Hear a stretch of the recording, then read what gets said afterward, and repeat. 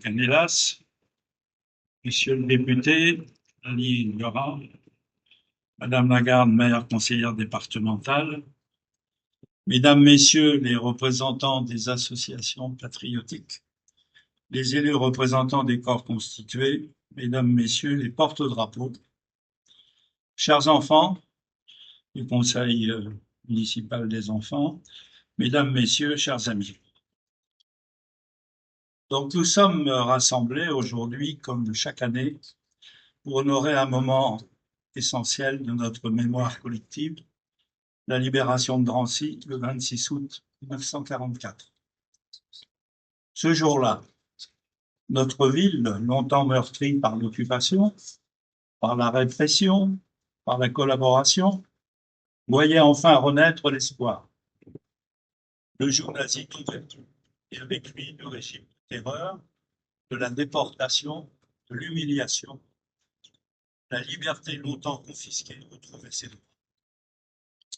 À Drancy, cette date ne peut être évoquée sans penser au camp d'internement tristement célèbre installé dans la cité de Lambeque. Ce lieu, devenu symbole de la déportation des Juifs de France, reste un rappel permanent de ce que fut la barbarie nazie avec, ne l'oublions pas, des complicités françaises. Près de 63 000 hommes et femmes, enfants, furent internés avant d'être envoyés vers les camps d'extermination dans des conditions inhumaines. C'est une blessure qui ne doit jamais se refermer, puisque le travail continu de mémoire est vraiment un devoir de mérite, de vérité. Mais cette journée n'est pas seulement celle du deuil, elle est aussi celle du courage, de la résistance, du combat pour les valeurs républicaines.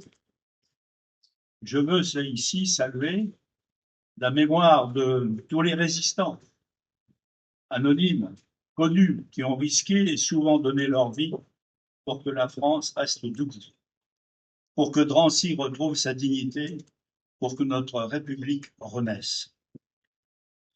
Pensons à ces hommes et à ces femmes dont les noms ornent les plaques de nos rues, les monuments, les bâtiments publics, et qui, dans l'ombre, dès 1940, ont porté les armes de l'honneur avec la seule force de leur conviction, leur courage et leur foi dans l'avenir.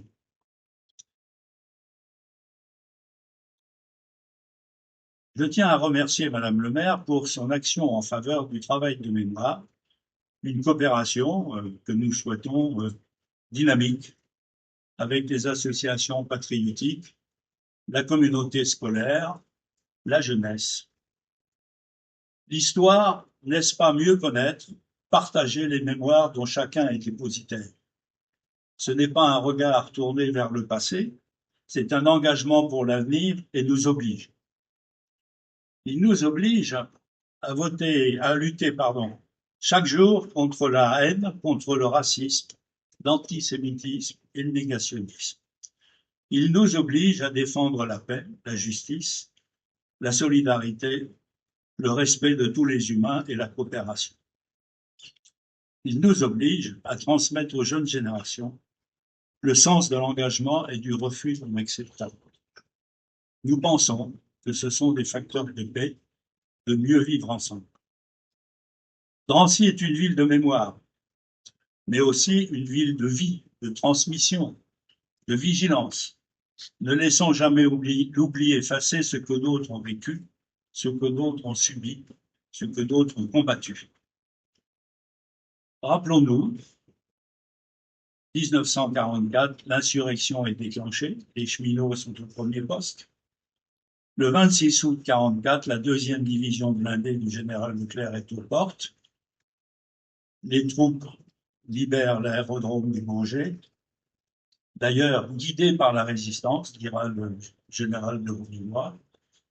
Et donc là, les troupes libèrent l'aérodrome du Bourget, prennent les gares et coupent toute retraite aux troupes allemandes. C'est donc la fin de l'occupation et le début d'un nouveau cycle pour notre ville. 81 ans après, Nous ne célébrons pas seulement une date historique. Nous renouvelons un serment, celui de faire vivre les valeurs qui ont guidé la résistance et reconstruit la France libérée et les jours heureux. Donc liberté, égalité, fraternité. Vive la République, vive la mémoire combattante et vive l'enseignement.